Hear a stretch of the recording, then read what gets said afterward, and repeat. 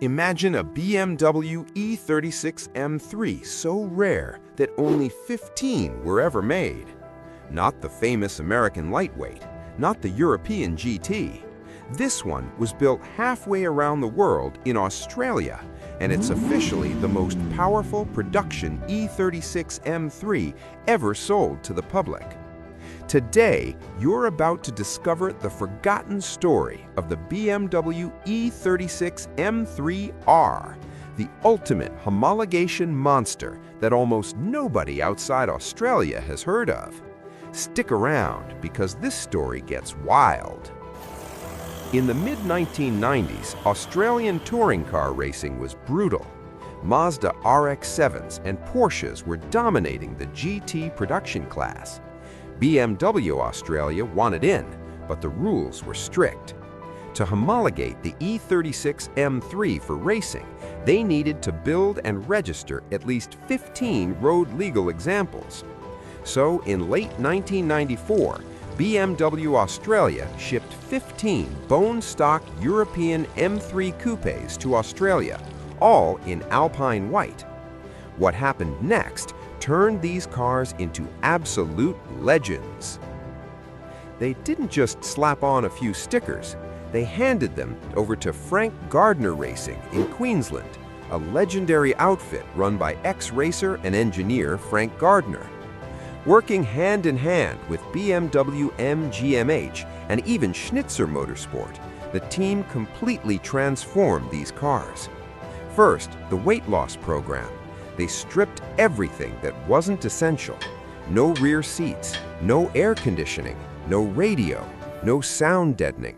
They shaved off roughly 200 kilograms. That's over 440 pounds lighter than a standard E36 M3 coupe.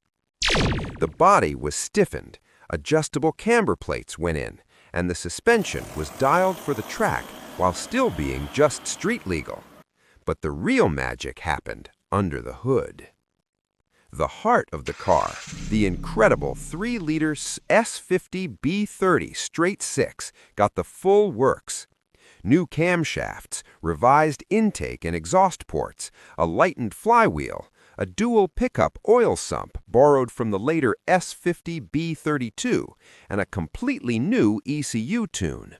Result? The M3-R pumped out 324 horsepower at 7,200 RPM and 320 Newton-meters of torque. That made it the most powerful factory E36 M3 ever offered to customers, beating even the European versions. They also fitted a reinforced clutch from AP Racing, a shorter 3.23 final drive ratio, drive shafts from the 850i, bigger brakes, and unique lightweight multi-spoke wheels. Outside, they added a deeper front splitter and a larger rear spoiler that could be adjusted for extra downforce.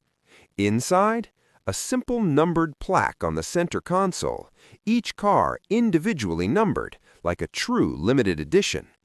And here's the craziest part. You couldn't just walk into a dealership and buy one. You needed a valid Motorsport Australia racing license just to put your name on the list. The price? A staggering 189,450 Australian dollars in 1995. That was roughly 50% more than a regular E36 M3 at the time. For context, that kind of money bought you a house deposit back then. Only 15 cars were completed between March and April 1995. 4 went straight into racing. The other 11 were sold to private buyers, most of whom actually used them on the track on weekends. So, was it faster than a standard M3 on the road?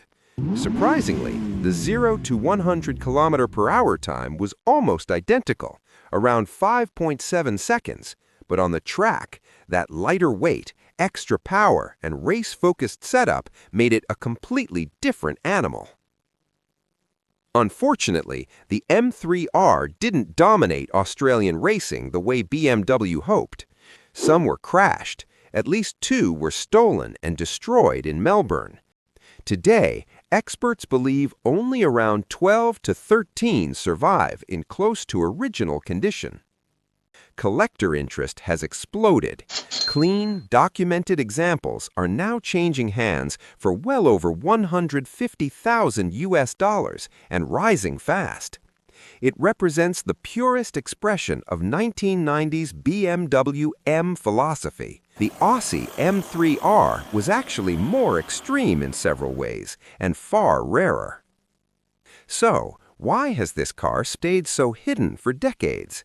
Simple. It was never officially sold anywhere else. No Europe, no America. Just 15 cars built for one purpose on the other side of the world.